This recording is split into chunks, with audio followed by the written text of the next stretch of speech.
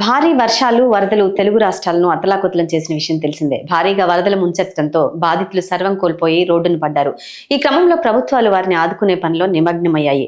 ఇటు రాజకీయ నాయకులు, సినీ నటులు, వ్యాపారవేత్తలతో పాటు పలువురు ప్రముఖులు వరద బాధితులకు తమకు తోచిన విధంగా సాయం చేస్తున్నారు. ఇటు తెలుగు రాష్ట్రాల్లో సీఎం సహాయ నిధికి మనీని ట్రాన్స్ఫర్ చేస్తున్నారు. అయితే ప్రముఖ ఎలక్ట్రానిక్ కంపెనీ ఎల్జీ సంస్థ కూడా వరద బాధితులకు సాయం చేసేందుకు ముందుకొచ్చింది. తెలుగు రాష్ట్రాల్లోని విజయవాడ, ఎన్టీఆర్, ఖమ్మం, మహబూబాబాద్ జిల్లాల్లో పలు ప్రాంతాల్లో వరద భారీగా ముంచెత్తడంతో ఇళ్లలోని టీవీలు, ఇతర ఎలక్ట్రానిక్ వస్తువులు పాడైన విషయం తెలిసిందే. ఈ నేపథ్యంలో వారికి ఉచిత సేవలు అందించేందుకు ప్రముఖ ఎల్జీ ఎలక్ట్రానిక్ సంస్థ ముందుకొచ్చింది. వరద నీటిలో తడిచిన ఎల్జీ ఎలక్ట్రానిక్ వస్తువులకు ఉచితంగా సర్వీస్ అందిస్తామని స్పష్టం చేసింది. అదేవిధంగా స్పేర్ పార్ట్లపై 50% డిస్కౌంట్ కూడా ఇస్తామంటూ వెల్లడించింది. వరద బాధితులు తమ ఎల్జీ వస్తువులు పాడైతే తమను సంప్రదించాల్సిందిగా సదరు సంస్థ కోరింది.